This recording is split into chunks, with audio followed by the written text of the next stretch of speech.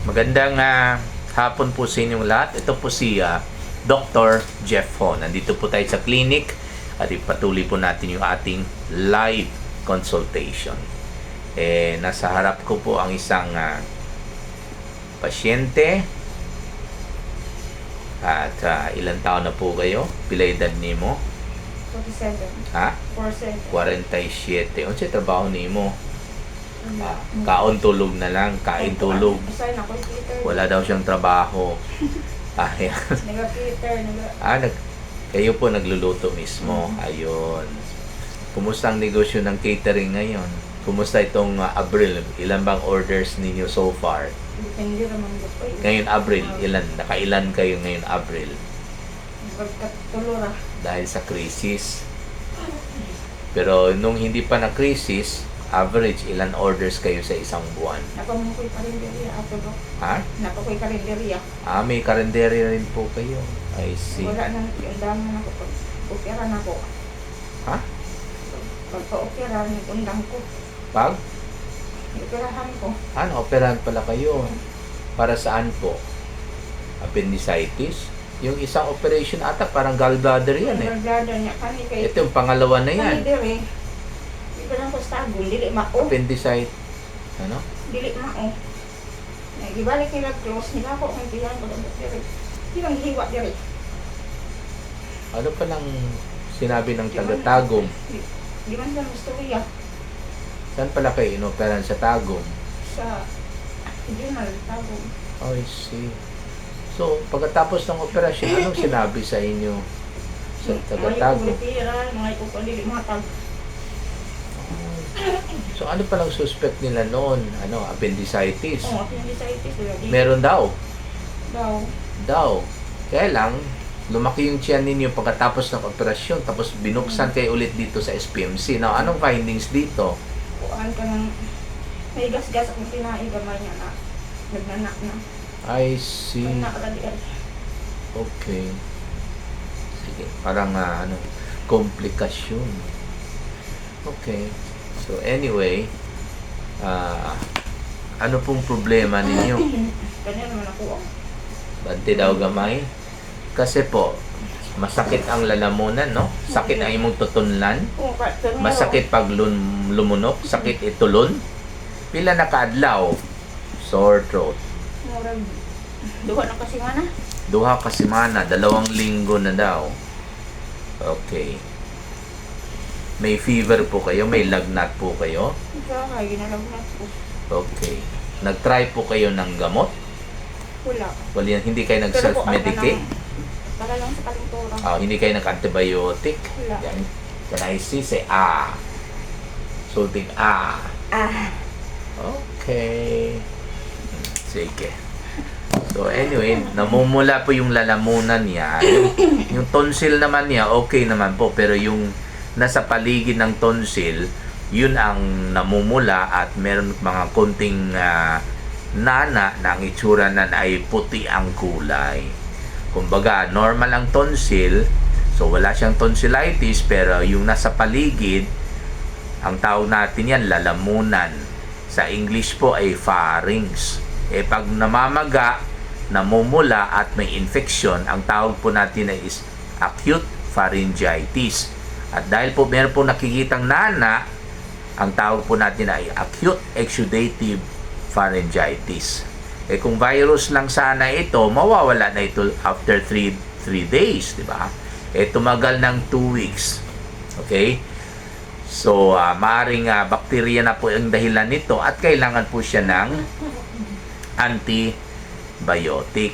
Ayun. So, ang dahilan ng infection ng lalamunan, whether acute pharyngitis or whether acute tonsillitis, ang number one dahilan yan walang iba kundi ang pagbagsak ng immune system or body resistance. Dahil po kadalasan, number one, dahil po sa late matulog. At ito po ay dahil po sa number one, sa paggamit ng cellphone. Ayan. At dahil po sa number one, matigas ang ulo. Kasi pag late kayo matulog, bagsak ang immune system. So, yung nagbabantay sa lalamunan, no? Palagi ko dinidescribe itong mga nagbabantay para mga security guard. Kahit sa balat natin, may security guard. Kahit sa tenga natin, may security guard.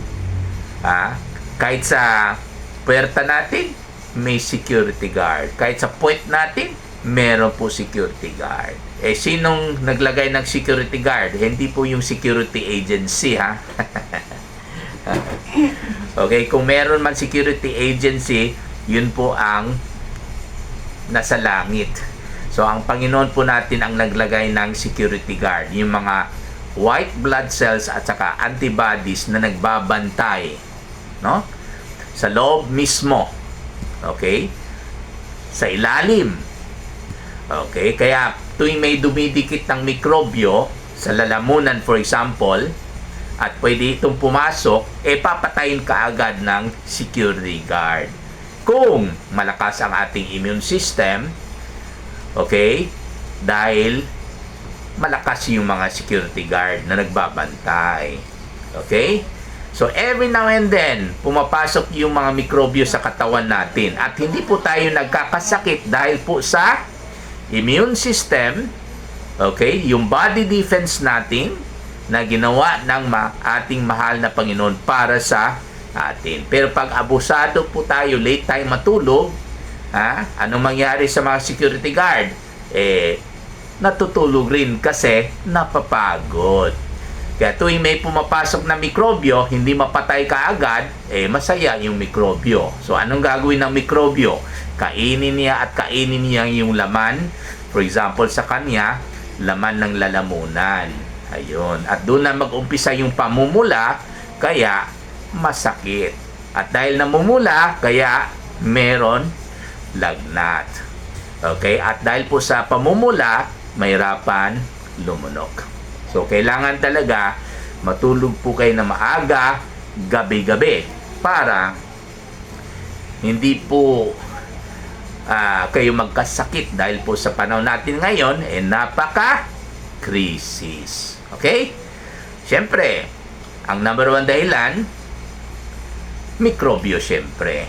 Pero katulad ng sinabi ko, hindi talaga dahil sa mikrobyo kaya tayo nagkakasakit. Kung hindi, kasalanan ng Panginoon. Kasi ang Panginoon ang gumawa ng mikrobyo, di ba? Okay? Kasalanan ng tao kung bakit nagkakasakit. Bakit? Kasi po, dahil inabuso natin yung katawan at bumagsak ang ating immune system at hindi na mapatay kaagad yung mikrobyo na nilikha ng Panginoon. Okay? Hindi mapatay kaagad ng ating immune system. Ayun. Okay? So, ano pang dapat kailangan gawin natin para maiwasan natin na hindi tayo magkakaroon ng infection ng lalamunan? Siyempre, kailangan uminom tayo ng tubig araw-araw. Huwag tayong mag-uhaw. Kasi pag mag-uhaw tayo, magiging dry. Or anong dry sa Tagalog o Bisaya ka nang mag-uga sa Bisaya. Sa Tagalog, anong dry sa Tagalog? Tuyo. Ayan, magiging tuyo ang lalamunan natin. Siyempre, pag tuyo, madaling kumapit ang mikrobyo sa lalamunan, sa pharynx, or sa tonsil. Siyempre, pag kumapit, anong susunod yan? Siyempre, pasukan niya yung tonsil or lalamunan. Pag mahina ang ating immune system, tulog yung security guard, siyempre, buhay na buhay mikrobyo at kainin niya yung laman ng lalamunan at yung tonsil natin. Okay, so, kailangan uminom tayo ng tubig araw-araw. Huwag tayong maghintay mag-uhaw tayo tsaka nang kayo inom. Kasi pag nag-uhaw tayo at pinabayaan natin, malaking tsansa na kumapit ang mikrobe at pasukan yung lalamunan natin. Okay? So, every now and then, kailangan uminom tayo ng tubig para matatanggal po yung mga mikrobyo na nakatikit sa lalamunan. Kasi, sama-sama ng mikrobyo sa pagbaba yung tubig na ninom natin. Sama-sama papuntang tiyan at mamamatay po yung mikrobyo sa tiyan natin dahil po maasim po yung tiyan natin at hindi po mabubuhay ang mikrobyo sa acidic na lugar katulad sa tiyan natin. Okay?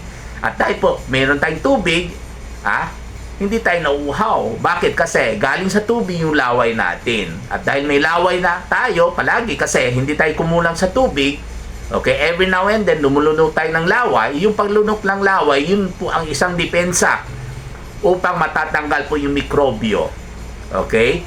Sa lalamunan natin. So, paglunok ng laway, sama-sama na rin yung mikrobyo papuntang stomach. Kaya po, automatic, ginawa ng Panginoon yung ating salivary gland para magkakaroon tayo ng laway palagi. Pero wag natin kalimutan na uminom ng maraming tubig.